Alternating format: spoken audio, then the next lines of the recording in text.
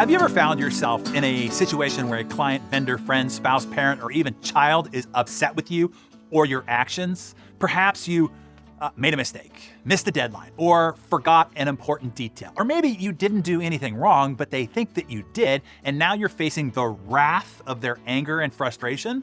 Well, what do? How do you handle that? Do you tell them to calm down? Do you respond to them in a quiet tone? Do you address their complaint using logic, succinctly, and without emotion? You see, that is what most people are taught, and it is dead wrong. Try telling your spouse who's in a rage to calm down. Try responding to your angry parent in a quiet, mocking tone.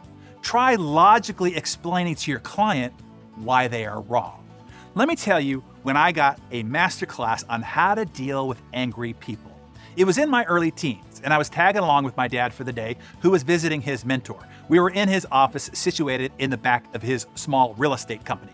Suddenly, a woman standing at the reception desk started yelling. I saw her face red with anger through his office wall window. Then she yelled, "I want to see the manager of this place," loudly enough for anybody in the place to hear her. My dad's mentor, Les Davis, looked at my dad and said, "Showtime." That's where I got my Showtime trigger. Les popped out of his chair and trotted to the front reception desk. And I did say trotted, not walked, trotted. When he got close enough to her, Les said excitedly, "I'm the broker here. Please tell me what's wrong." "I can't believe this," the woman roared. "The real estate sign that you people put in front of my house has been knocked over and has been lying on the ground for 3 days. I called this office 3 times and no one has bothered to come out and fix it. This is completely unacceptable." "You are right. I agree," Les roared. "It is completely unacceptable that your sign has been knocked down and nobody's come out to fix it. This makes me very upset. That's not how we do things around here. Which one of my agents listed your house? I need to find them right now. We'll get rid of them. We're going to get to the bottom of this thing right now. Tell me the name of your agent." All of a sudden, her whole tone changes. The angry client now started backpedaling. She said, "Well, it's really not that big of a deal. My neighbor's kid accidentally knocked it down while playing soccer in the street. It's fine, really."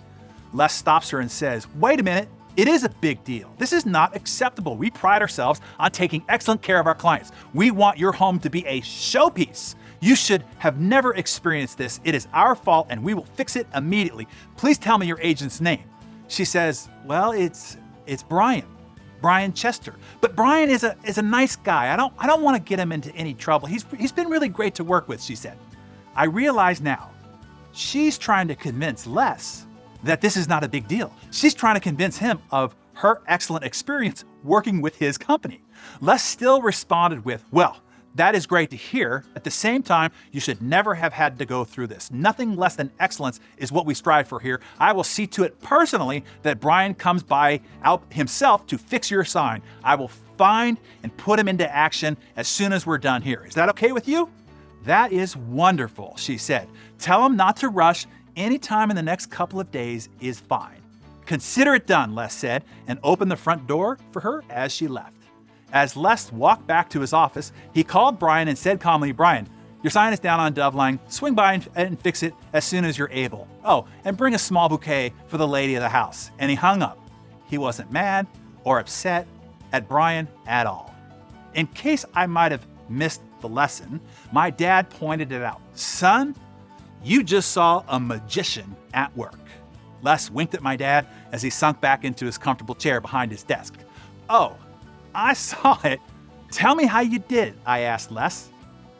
"It's real simple, son," Les said. "You could see from here that lady was in what's called the angry box. So I jumped in with her. There can only be one person in the angry box. Since I was in there with her, her only option was to jump out.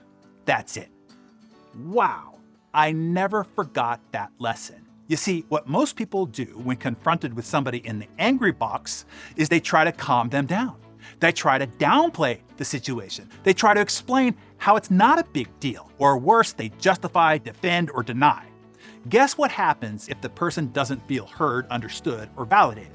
Right, they get even madder, while the other person in the calm box keeps trying to make them less angry, creating more discrepancy between them. The only way to get somebody out of the angry box is to jump in with them. Match their energy and emotion. Validate their concerns, feelings, and frustrations. Have them feel heard and understood. Once they see you in the angry box with them, they'll jump out. This works even if their complaint is ridiculous or entirely off base. When somebody is angered, you are dealing with emotion, not logic. And the one thing that never works in dealing with emotion, particularly anger and frustration, is logic. You have to first diffuse the emotion by matching their emotion.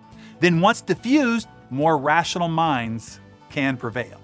This is something that you should teach all your teammates, particularly those on the front lines dealing with clients. And it should be taught to your kids and, well, all humans who mix and engage with other humans. If you remember nothing else, this is the way to respond to any complaint. Just like Les. You are right, I agree. Then continue to address the issue.